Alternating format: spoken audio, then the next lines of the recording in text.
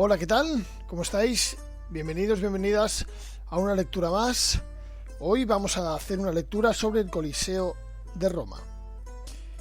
El Coliseo, hasta el año 80, en que fue inaugurado el anfiteatro Fablio, más conocido como Coliseo, los combates de gladiadores y las cacerías de fieras salvajes se celebraban en diferentes espacios públicos de Roma, en los que era imposible instalar graderíos provisionales para acoger a un público numeroso.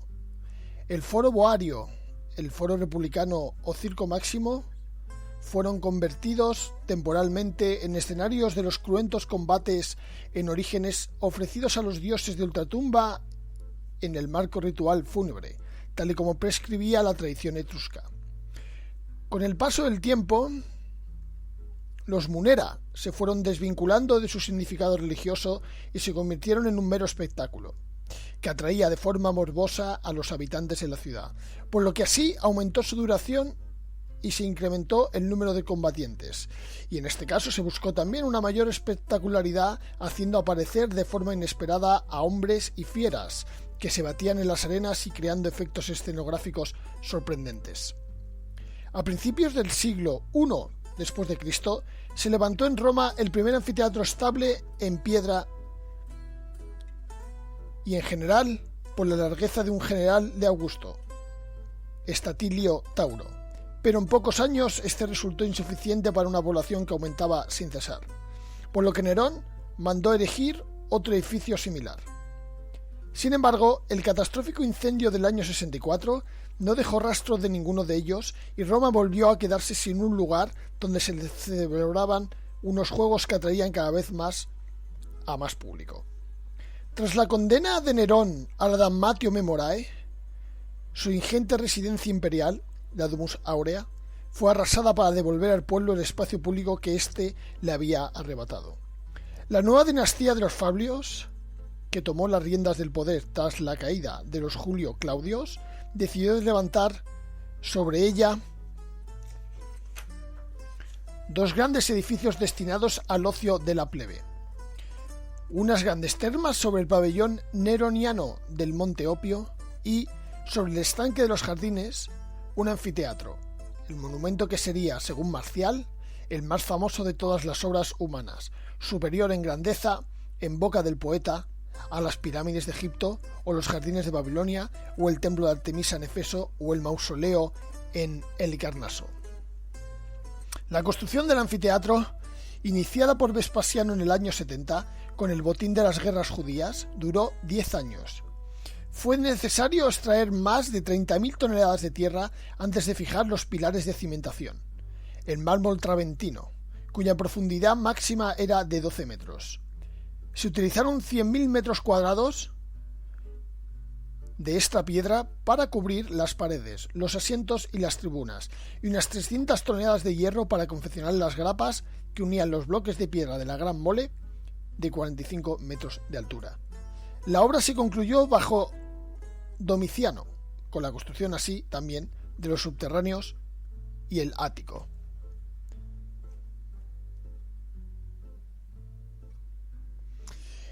En este mismo año 80, el anfiteatro se inauguró, aún incluso con una magnificencia nunca vista. Durante 100 días, el emperador Tito ofreció espectáculos de caza en los que se derramó la sangre de 9.000 animales salvajes. Se representaron truculentos combates en los que perdieron la vida cientos de personas y se realizó una batalla naval, naumaquia, entre corintios y corfiotas, para la que fue necesario anegar el edificio, es decir, drenar todo el edificio y el suelo. En pocos días corrió por todo el imperio la voz de la originalidad y de la grandeza de los juegos, y acudieron a Roma desde británicos, tracios y sármatas hasta árabes, egipcios y etíopes. El Coliseo tenía un aforo para más de 50.000 espectadores y en ocasiones no tan especiales como el momento de la inauguración, los Muneras solían durar entre 3 y 6 días y eran pagados por los magistrados durante sus campañas electorales o por los miembros de las familias imperiales con ocasión de las fiestas ligadas a la corona. El organizador de los combates, editor, anunciaba los juegos con antelación por medio de grafitis en los muros de las casas, de los edificios públicos o de las tumbas que bordeaban los caminos junto a las puertas de la ciudad. A veces se repartían panfletos sueltos con el programa detallado en libellus munerarius, o se vendían durante los juegos. En todos ellos se indicaba no solo el número de parejas de gladiadores que iban a participar y combatir, sino también si habría o no sombra, vela eretum. Si se esparcían perfumes, generalmente de agua mezclada con azafrán, vino y esencias, para paliar los malos olores de la sangre y el sudor, o si los combates irían precedidos de exhibiciones de animales exóticos y de cacerías. Aunque los munera eran poco frecuentes durante los meses más calurosos del año, en el Coliseo sí podrían celebrarse gracias al sofisticado sistema de cubiertas del que disponía. Un inmenso toldo tensado por medio de sogas sujetas a las 240 mástiles de madera levantados en la parte superior de la fachada del edificio. Para extender y recoger este velarium se necesitaban cerca de 1000 marineros de la flota imperial del Miseno, alojada en la pendiente del monte Opio, el Oscastra Misetatium, pues se calcula que el toldo y las cuerdas empleadas podían llegar a pesar 24 toneladas. Las entradas para el espectáculo se repartían fuera del Coliseo, y cada una llevaba indicado el asiento que el espectador tenía derecho a ocupar según su rango social, la puerta por la que iba y debía entrar y el recorrido que tenía que hacer para llegar a su sitio. Las mujeres y los esclavos se sentaban en el último piso, en asientos de madera. Los hombres de la plebe a continuación más abajo, luego los caballeros, equites, en la parte central, y los senadores y nobles iban en las filas más cercanas a la arena. Debido a la intrincada red de pasillos radiales y concéntricos y a las numerosas escaleras que los comunicaban, solían haber acomodadores asignatores que agilizaban la distribución del público. Los espectáculos comenzaban con un desfile solemne encabezado por músicos y seguido por los gladiadores que iban a combatir, en fila de a dos, vestidos con armadura de gala, y sobre todo muy pulcros.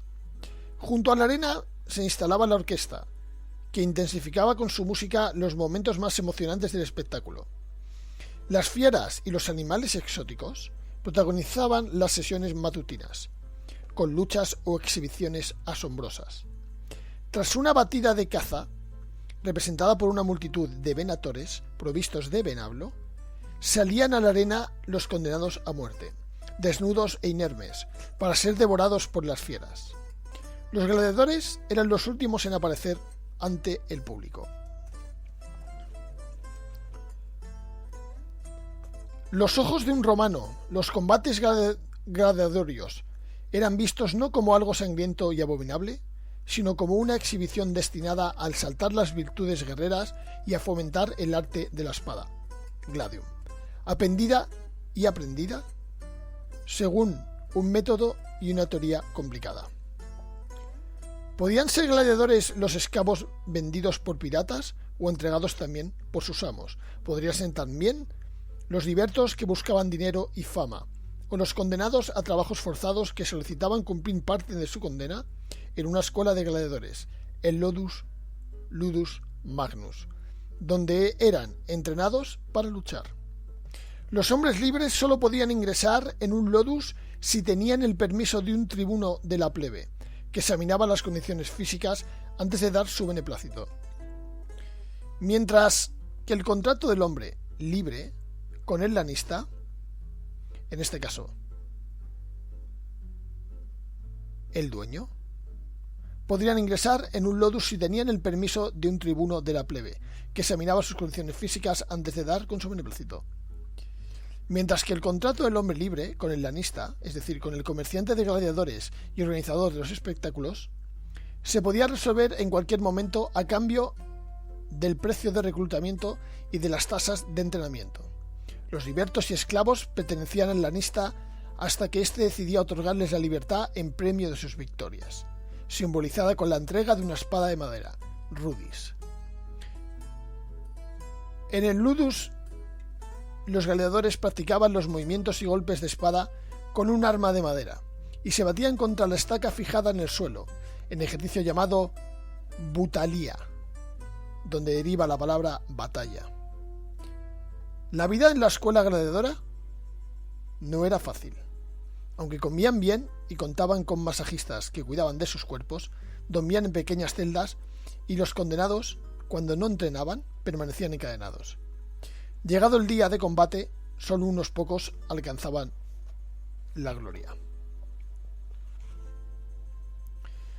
La conclusión de la última fase de construcción del Coliseo coincidió con la inauguración de un estadio, el Circo Agonal, y de un Odeón en el campo de Marte Central, donde el emperador Domiciano emprendió una vasta labor edificadora para restituir su antigua grandeza a algunos edificios que habían quedado devastados por el incendio del año 80.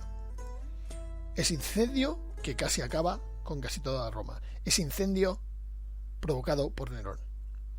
La construcción del estadio y del Odeón respondía al propósito de alojar en ellos las competiciones del Agón Capitolinus, un festival cuatrienal de origen griego en el que se combinaban las carreras hípicas, el deporte y la creación literaria, en este caso conciertos y también declamaciones.